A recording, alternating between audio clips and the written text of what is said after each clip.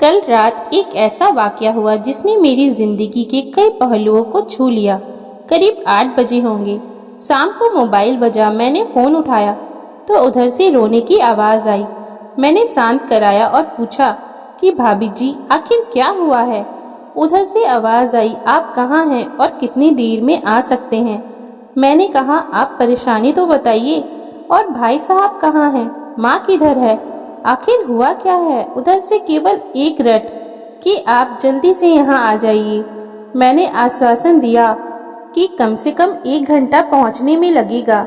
मैं जल्दबाजी में वहाँ के लिए निकला और रास्ते भर यही सोचता रहा कि कुछ दिन पहले तक तो सब ठीक था। आज भाई साहब के घर ऐसा क्या हो गया कि भाभी जी ऐसे रोई जा रही थी।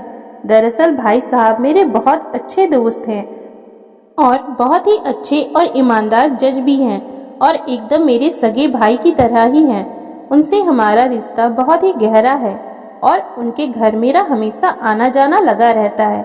लेकिन आज ऐसा क्या हो गया। वहाँ यही सोचते सोचते मैं जैसे तैसे पूरी घबराहट में वहाँ पहुँचा। देखा तो भाई साहब हमारे मित्र जो जज है सामने सोफे पर बैठे हुए हैं।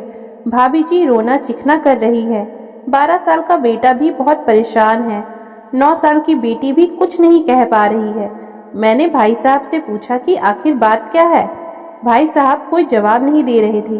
फिर भाभी जी ने कहा, ये देखिए, ये तलाक के पेपर ये कोर्ट से तैयार करा के लाए हैं। मुझे तलाक देना चाहते हैं। मैंने पूछा, ये कैसे हो सकता है, इतनी अच्छी फैमिली है, 2 बच्चे हैं, सब कुछ सेटल्ड है। पहले तो मुझे लगा ये कोई मजाक तो नहीं। लेकिन मैंने बच्चों से पूछा, दादी किधर है।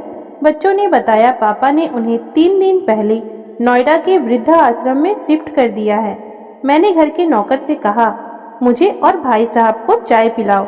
कुछ देर के बाद चाय आई। भाई साहब को बहुत कोशिशें की चाय पिलाने की, लेकिन उन्होंने चाय नहीं पी और कुछ ही देर में वो एक मासूम बच्चे की तरह फूट फूट कर रोने लगे।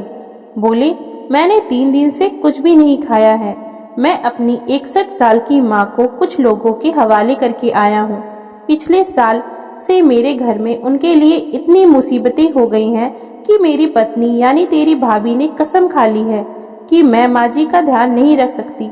ना तो ये उनसे बात करती थी और ना ही मेरे बच्चे बात करते थे। रोज मेरे कोर्ट से आने के बाद माँ खूब रोती थी। नौकर तक भी अपनी मनमानी से उनके साथ व्यवहार करते। माँ ने 10 दिन पहले बोल दिया था, बेटा तुम मुझे ओल्ड एज होम में शिफ्ट कर दे। मैंने बहुत कोशिशें की कि पूरी फैमिली को समझाने की, लेकिन किसी ने माँ से सीधे मुंह बात तक नहीं की। जब मैं 2 साल का था तब पापा की मृत्यु हो गई थी। दूसरों के घरों में काम करके मेरी माँ ने मुझे पढ़ाया लिखाया, मुझे इस काबिल बनाया कि आज मैं जज हूँ।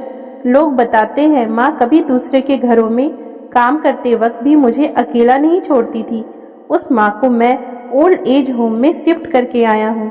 पिछले 3 दिनों से मैं अपनी माँ के एक एक दुख को याद करके तड़प रहा हूँ जो उसने केवल मेरे लिए उठाए हैं।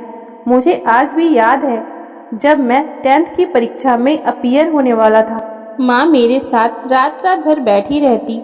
एक बार माँ को बहुत फीवर हुआ। मैं तभी स्कूल से आया था।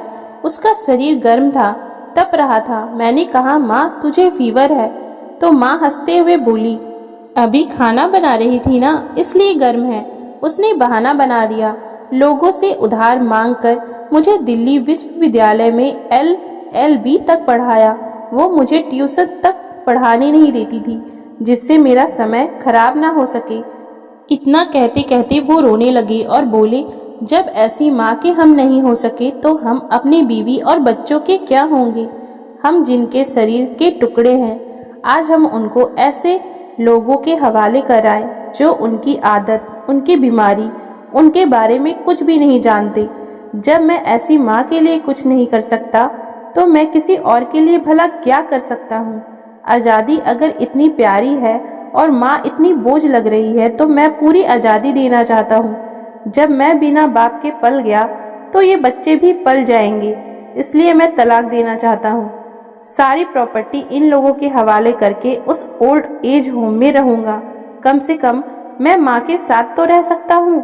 और अगर इतना सब कुछ करके माँ आश्रम में रहने के लिए मजबूर है तो एक दिन मुझे भी आखिर वहाँ जाना ही पड़ेगा। माँ के साथ रहते रहते आदत भी हो जाएगी। माँ की तरह तकलीफ तो नहीं होगी। वो जितना बोलते उससे भी ज्यादा रो रहे थे। बातें करते करते रात के 12:30 बज गए। मैंने भाभी जी के चेहरे को देखा। उनके भाव भी प्रायश्चित और ग्लानि से भरे हुए थे। मैंने ड्राइवर से कहा, अभी हम लोग नोएडा जाएंगे। भाभी जी और बच्चे, हम सारे लोग नोएडा पहुंचे। बहुत ज्यादा रिक्वेस्ट करने पर गेट खोला। भाई साहब ने उस गेट कीपर के पैर पकड़ लिए। बोले, यहाँ मेरी माँ है, मैं उसको लेने आया हूँ। चौकीदार ने कहा, क्या करते हो साहब? भाई साहब ने कहा, मैं जज हूँ। उस चौकीदार ने कहा, जहाँ सारे सबूत सामने हैं तब तो आप अपनी माँ के साथ न्याय नहीं कर पाए, औरों के साथ क्या न्याय करते होंगे साहब? इतना कहकर हम लोगों को वहीं रोककर वह अंदर चला गया। अंदर से एक महिला आई जो वार्डन थी। उसने बड़े कातर शब्दों में कहा, 2 बजे रात को आप लोग ले जाके कहीं मार दे तो मैं अपने ईश्वर को क्या जवाब दूंगी? मैंने सिस्टर से कहा, आप विश्वास करिए, ये लोग बहुत बड़े पश्चाताप में जी रहे हैं। अंत में किसी तरह वो हमें उनके कमरे में ले गई। कमरे में जो दृश्य था उसको कहने की स्थिति में मैं नहीं हूँ। केवल एक फोटो जिसमें पूरी फैमिली है और वो भी माँ जी के बगल में, जैसे किसी बच्चे को सुला रखा है। मुझे देखी तो उनको लगा कि बात न खुल जाए, लेकिन जब मैंने कहा हम लोग आपको लेने आए हैं तो पूरी फैमिली एक दूसरे को पकड़कर रोने लगी। आसपास के कमरों में जो भी बुजुर्ग थे सब लोग जागकर आ गए। उनकी भी आंखें नम थीं। कुछ समय बाद चलने की तैयारी हुई। पूरे आश्रम के लोग बाहर तक आए। किसी तरह हम लोग आश्रम के लोगों को छोड़ पाए। सब लोग इस आशा से देख रहे थे कि शायद उनको भी कोई लेने आए। रास्ते भर बच्चे और भाभी जी तो शांत रहे, लेकिन भाई साहब और माता जी एक दूसरे की भावनाओं को अपने पुराने रिश्ते पर बिठा रहे थे। घर आते आते करीब 3:45 हो गया था। भाभी जी भी अपनी खुशी की चाबी कहाँ है ये समझ गई थी। मैं भी वहां से चल दिया, लेकिन रास्ते भर वो सारी बातें और दृश्य मेरी आंखों के सामने घूमते रहे। माँ केवल माँ है, उसको मरने से पहले ना मारे। माँ हमारी ताकत है, उसे बेसहारा ना होने दे। अगर वह कमजोर हो गई तो हमारी संस्कृति की रीढ़ कमजोर हो जाएगी, और बिना रीढ़ का समाज कैसा होता है किसी से छुपा नहीं है। अगर आपकी परिचित परिवार में ऐसी कोई समस्या हो तो उसको ये जरूर पढ़ाएं, बात को प्रभावी ढंग से समझाएं। कुछ भी करें, लेकिन हमारी जननी को बेसहारा बेघर ना होने दे।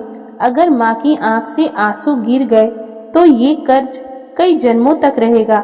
यकीन मानना, सब कुछ होगा तुम्हारे पास, पर सुकून नहीं होगा। सुकून सिर्फ माँ के आंचल में होता है। उस आंचल को बिखरने मत देना। इस मामलिक दास्तान को खुद भी पढ़िए और अपने बच्चों को भी पढ़ाइए, ताकि बाद में पश्चाताप ना करना पड़े।